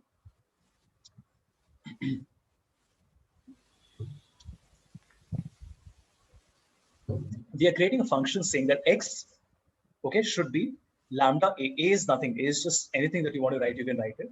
And this is nothing but the value plus 10. So if I say print x5, x becomes the input, which is a in this case, and it shows me 15. Now, if I wanted to create a function where the value should have 10 added to it, I could have done that. But this is an anonymous function, which means I'm only using it currently in this one example. I will not be able to use it in any other place because there are a lot of cases where you only want to create one expression. Immediately you want to get a result, but you don't have a function to get that result. That is where Lambda can be used. It's, of course, you have to go through it in detail to understand what it is, but Excel Lambda is basically the same thing. And Excel Lambda will essentially make Excel what is called Turing complete. Turing complete means that, I can't find it. So Turing complete means that if any programming language, Excel being a programming language, if any programming language allows you to create your own functions, that makes it Turing complete, right? So you can define your own custom functions without needing JavaScript or TypeScript or VBA, right? Or Power Query. Right. So anyway, I'll not get into details, but I just want to tell you that the introduction of Lambda was such a big event that Satya Nadella posted on LinkedIn saying that Lambda has been announced, which should prove to you how important this is. I mean, this guy is running, he's the chairman of Microsoft now. Why would he come up with a post on Lambda? Because this is such a pivotal movement. And now literally Excel has become a complete programming language with the introduction of Lambda. Right? I can't show it to you because I also don't have it. I expect to get it hopefully in a few months. And but yeah, you can Google it, and people have already started working on it. So you'll find a lot of examples available for Lambda. So many people have already started giving examples of Lambda function. Like you can create your own function xbyy like this. So yeah, so interesting days ahead as far as Lambda is concerned. Good. What else?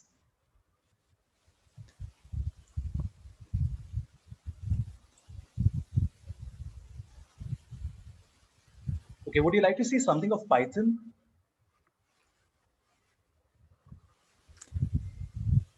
Or something else? I don't know.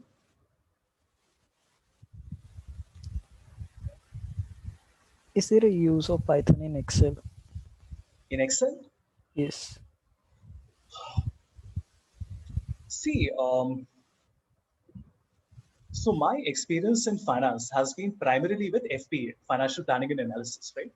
Which is where I do data consolidation, workflow automation. I obviously am a VBA guy, so I did a lot of VBA. Some work is now happening on Power Query, but VBA is much more powerful.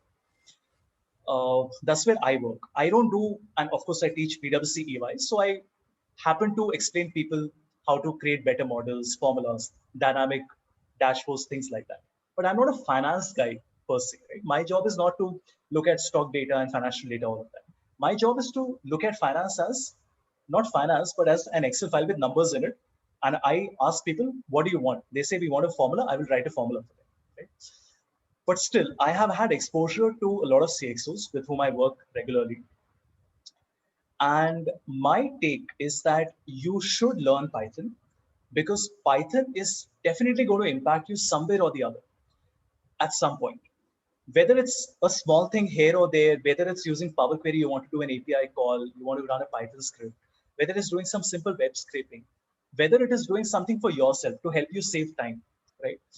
Python is super important. It's a general programming language, which means should be learned by everyone, no matter who you are, at what stage of your career you are at, right? That's my personal take on it. To what extent should you learn it? I think from a very high level overview, even if you know what is it and what can it do, that's enough. You don't need to learn how to do it. You just need to know how it is done, right? That's it. For example, I don't know if I shared it with you on GitHub. There are these 500 projects that have been given, right? Which are created mostly on Python. So AI and ML projects by this guy called Ashish. He's just curated a lot of different projects. So there are 500 solved projects with the code, right? And let me just open it for you. Anyone, let's say Python projects.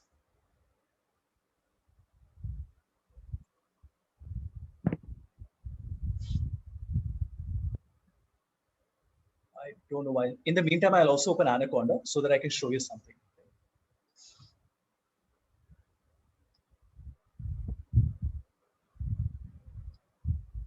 Okay, it's not opening. Let me try to open a different one.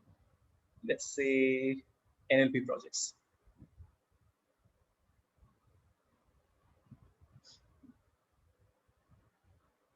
Okay, now let's just pick one. So we have, by the way, this guy has a lot of articles, right?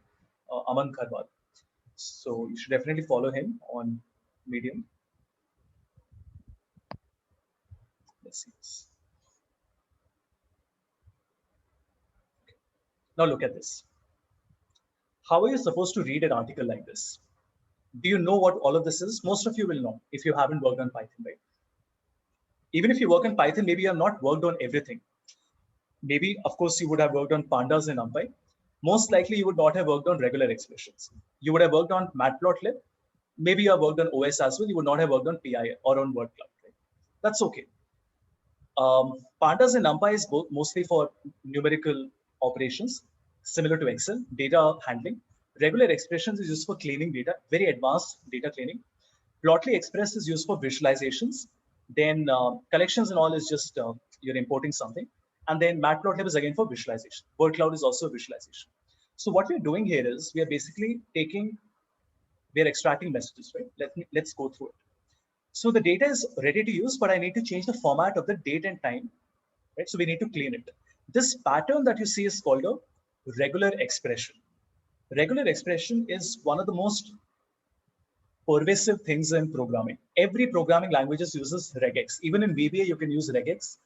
DAX also you can use regex, right? Even in Tableau, you can use regular expression. This basically means that I'm searching for a specific pattern. It's called pattern matching. If you're curious what regular expression is, you can just go to any website and see how regular expression works. Okay. Okay. Now, step by step, he has explained what we are doing. So we are creating a function to separate all the information, so we can create a pandas data frame. A data frame is just a unit of data. Right? Now, this is the point. How will you understand how this is working? Now, I don't expect you to understand everything, but at least try to understand a little bit. We are doing a line dot split. Obviously, we're splitting it. It's like a delimiter, right? Where you do text to column. Date time is that first element, so that's 0. Right? Then you're again doing a split with comma. 1 colon basically means that I'm taking from the second position till the last position. So if there are 10 items, 0 is separate. The second item is 1, and then colon blank means till everything else. Now, here's the point. You will say, well, Havish, you're telling us this means this means that. How do I know all these things? See, this much you will have to learn. If you say that, no, even these basic things I don't understand, then obviously you can't learn it, right? I mean, this basic level of Python learning you will have to go through. How do you do it? I don't know. You can go to YouTube, and there is a guy called Mosh Hemdani who has a 6-hour video on Python where he covers all the basics, right? Let me just show you this one. Python for beginners. Why am I recommending this? I'm sorry, though, there was a power cut. Why am I recommending this over other things? Because I have done it, right? This is how I started learning Python in 2018, right? So that is why I'm recommending you to please go through it. He explains everything really, really well, right? And it's a proper 6-hour course. You can go to any website that you like. Free Code Camp is the safest website. You can never go wrong with Free Code Camp. You have different instructors for different topics on everything related to programming, right? Free Code Camp. So let's say I'm searching for Python. You have an entire 4-hour course. You have an intermediate course. You have some practical Python courses, how to connect it to SQL. It's crazy the number of things you have. You have data science, so pandas, NumPy, Matplotlib, which are 3 of the most important things that you need to learn. But 12 hours, I mean, that's a lot of time. Like, even if you just watch it without actually doing it, it will still take you a lot of time. But please invest that time. You will thank me, maybe not right now, but maybe after 4 or 5 years. I have started a podcast, right? Where I have interviewed a few people. I just want to show you who I've interviewed. And there's a reason for showing this to you. Just a minute.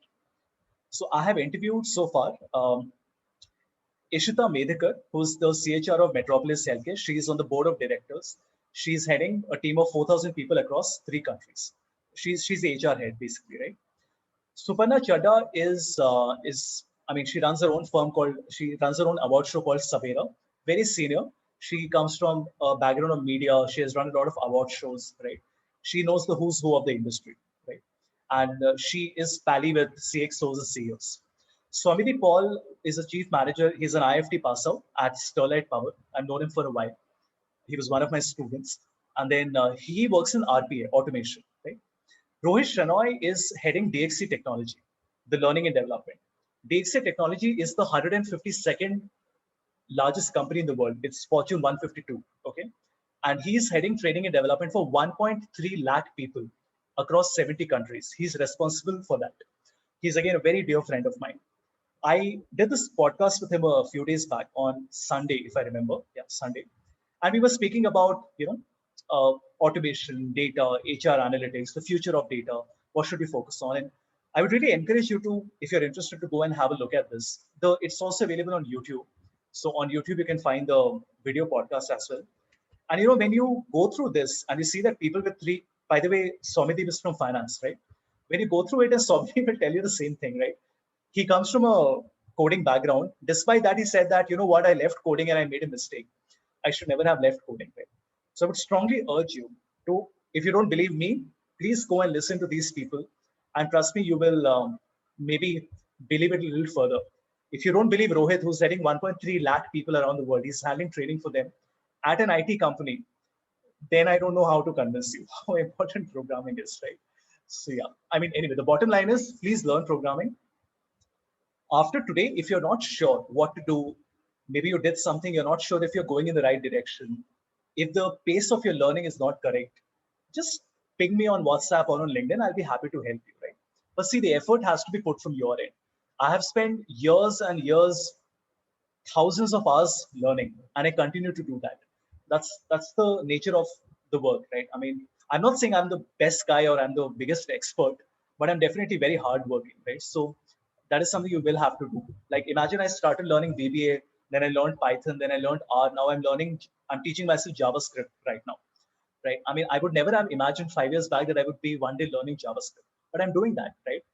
Baby steps, but at least I'm moving forward, right? So just start. Don't worry that am I starting in the right position or not. Just start today in the night. Spend 30 minutes, 15 minutes, whatever it is.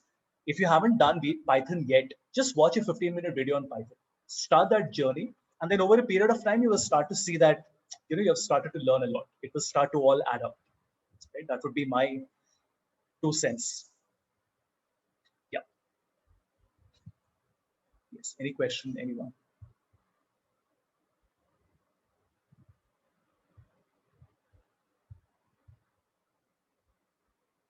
And everybody asks about projects. Everybody says, oh, how do I get projects? We're not getting an opportunity.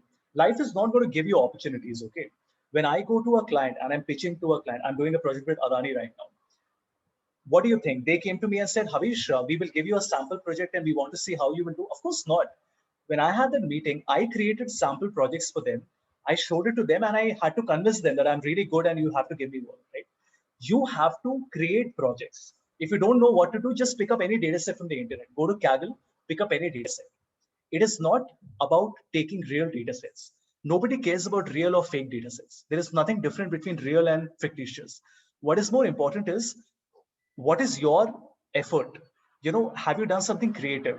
What type of formulas have you written? Have you tried to do some complex work? In your life, nobody will say, oh, you have created a project on a fictitious data set. I will not look at it. It is not important. It doesn't make any sense. How is a real data any different from a fictitious data? It doesn't matter.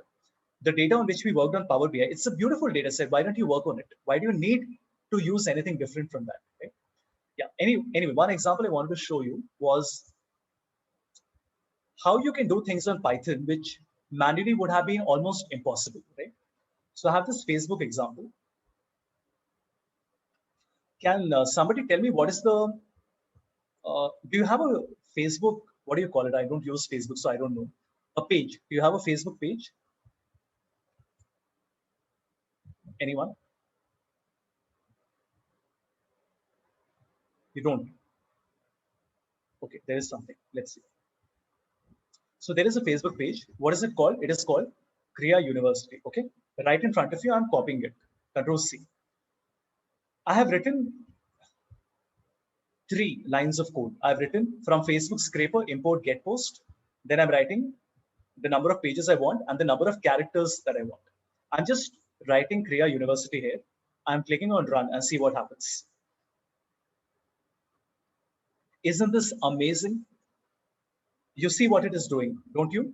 It is taking the text from each post. You see this part? This, and this, right? That's what it is doing right now. Can you imagine how much time it would have taken you to do this manually if you're doing manual scraping? It's crazy, right? The moment you see that I can do this and I can automate this process, why will you ever go back to doing it manually? It just doesn't make sense. And then you will not ask me, Havish, should I learn Python? How should I learn it? It is difficult. You will say, I don't care how difficult it is. I have to learn it because we are an idiot. If there are people in the world who are able to do this stuff like this, like that person, the student in the beginning of the session who asked me about scraping data, financial data, even though I did not say it at that point, Power Query is not the right tool for that. Let's be honest, right? If you really want to scrape data from the internet, you have to use web scraping. There is a library on Python called Beautiful Soup, right? Which basically is a very popular web scraper. It allows you to scrape data from the internet, right? It's crazy, right? Like 3 lines of code, guys. That's it, which allows you to do this wonderful thing. Then I have another one, which is a Twitter scraper. This is obviously a little more detailed, but it works beautifully. If I put Kriya, I don't know what your Twitter handle is, at Kriya University, okay? So if I type Kriya University here, Krea University, and I click on run, look what happens. It will automatically tell me that 50% of the posts have been positive, 25% have been negative, 25% has been neutral. I don't know why they are neutral. Do you see this? Hi, my son applied to your college sometime back and he has not got any email other than the receipt. How awesome is that? It is automatically telling me that this is a negative tweet that has come. Twitter is not doing all of this, okay? We are doing it, right? So the libraries that we are using, so we're using Tweepy to take the tweets, we're using TextBlock, right? So that's what I'm saying. You will say, but Havish, how will I learn how to do all this? Should I share a secret with you? I have not done anything. I've just copied this from the internet. The only thing I've done is I put my own authentication. Other than this, every single thing that you see here has been copied and pasted. And that will be true for 99% of the projects that you do. You will find it readily available. But you still need to know how it works. No, you need to know what you need to change. How do you know that this count has to be changed to 1000? How do you know that this should not be changed? That's what I'm trying to tell you. Please learn what the capability of the tool is. The rest of it is okay. We are not programmers. Nobody is expecting you to write code, but you still have to learn how to use it, right? Isn't it? Even if I give you this code, most of you will not even know how to use it, right? And that is not good. You have to learn how to consume code or how to consume projects or how to consume anything that has been given to you. I hope I'm making sense. That's what I always tell people, learn Python from a very high level. Just know what is a tuple, what is a data frame, what is pandas, what is beautiful soup, what is regular expressions, what is plotly. I don't know what else is there. Um, what is NLP, right? What is NLTK? NLTK is one of the most popular libraries for sentiment analysis. So NLTK tells you what is positive, what is negative, what is neutral, right? Like this. Right? In machine learning, what is scikit-learn, right? Why would you use scikit-learn? Things like that. Yeah. Good. I don't know if I've confused you or if I've made you a little clearer.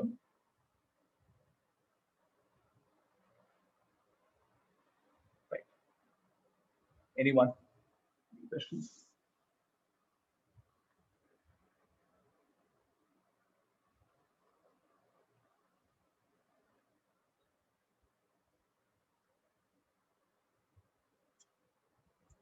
Anybody? See, that's okay. This is not a college course where you have to ask me a question and this is the last lecture. You can see on my messages, people ask me questions all the time, right? People ask me more questions than I ask them, right? And I'm always happy to help. I'm just one text away, right? So any questions that you have, I obviously can't help you with finance per se, but anything related to technology or what is the right tool to learn, something like that, feel free to be in touch with me. Right, great. I don't know what else to tell you. I think we've discussed quite a lot today. So we've done Tableau. I have shown you a little bit of Python as well. So I think we've done good work. And if you have any questions, you can ask me.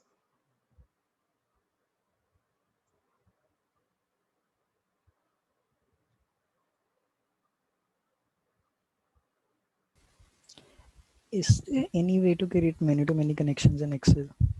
Like in Power BI, yeah, in Power BI it's possible in data model, but in Excel data model, it's one to many or many to one. Yeah, I don't think Power Pivot has many to many. Let me just check.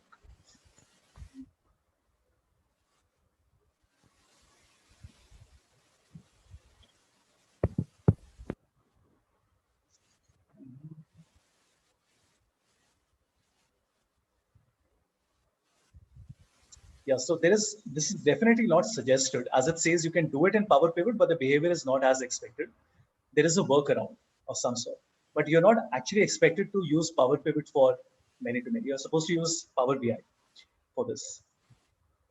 Let me just still check once what they have done. SumX related table later.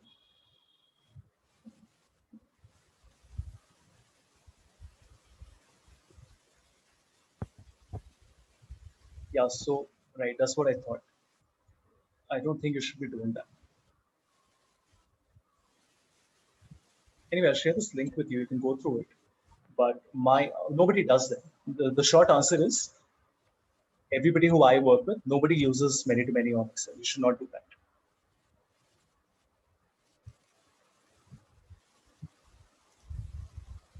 If you really need it in Excel, then you can do it on Power BI, and then you can export. There's an option called Analyze in Excel. So you can use the Power BI model in Excel by creating an ODBC file. That's what I can think of. But yeah, that's what I thought. And in Power Pivot, definitely there's no easy way of doing it, and I don't think you should be doing it at all. Yeah, right. That's the answer. By the way, this is a very old article. Okay, December 2009.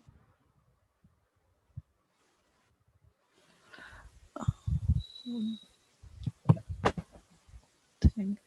One more thing, when we create Excel-based dashboards, we generally create form controls on the backend with a square button assigned as a macro that switches 1 to 2, 3, right?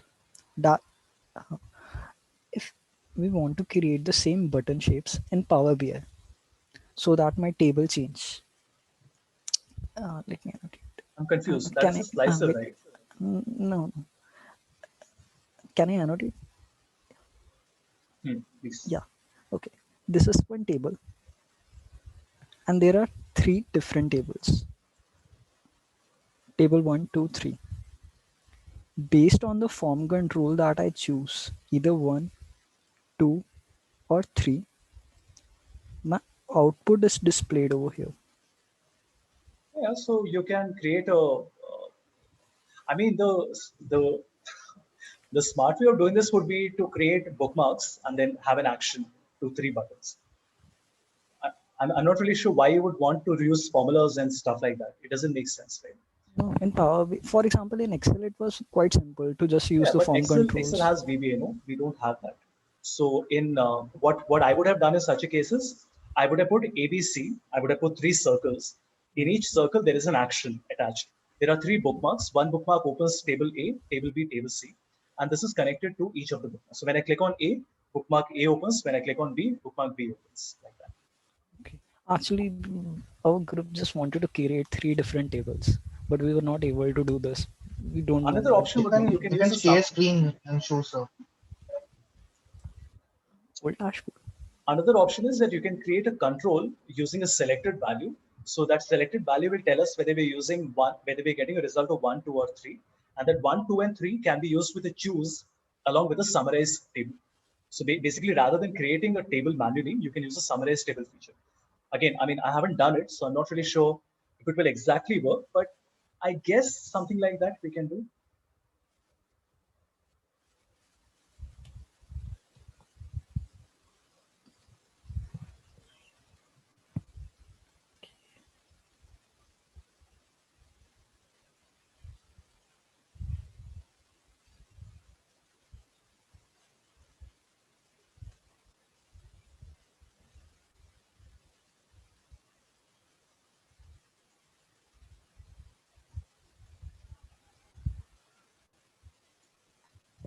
Oh, I'm sorry. Do you want to share your screen? Yes, sir.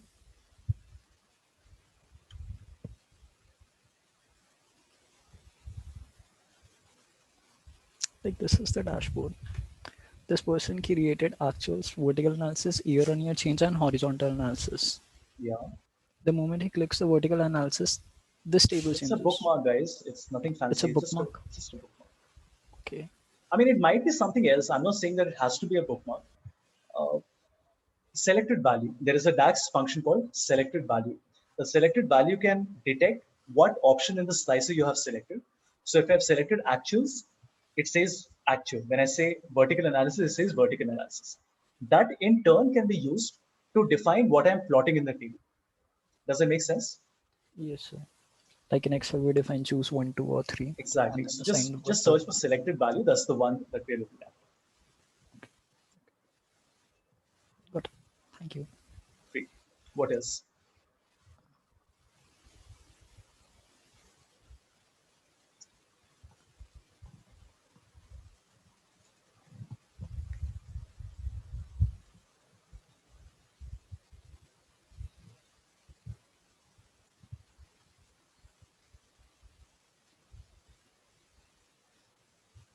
All good? All right. I think we can call it a day then. So all the very best, everyone. I think a lot of you have left. So please inform the others as well that for any questions that you have, to the best of my capability, I'll be more than happy to help. Otherwise, there is no shortcut to success and there is no straight path that do this, then do this, then do this. It doesn't work like that. I do something for 6 months and then I feel this is not the right approach. I do something different. I do a course and after 2 hours, I feel that I should be doing a different course. So, I mean, the point is that that's the beauty of learning, right? Like there is no perfect way, and that would be very boring if there was a perfect, correct way of doing it. So you have to keep on reinventing yourself. I obviously can't speak as a finance practitioner because I don't work in finance, but yeah, I mean, as a general consultant, I would suggest that if you are in technology, which I'm assuming that most of you would be, Python is super important, right? You have to learn it. R, completely ignore. No use of R unless you're in a job which specifically requires R.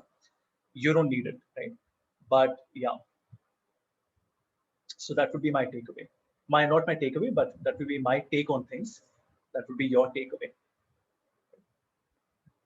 So great. Thank you everyone for joining me for 6 sessions. And for any questions, feel free to reach out. Thank you, sir. Thank you. Thank you, sir. Thank you, sir. Thank Thank you you so everyone. much, sir.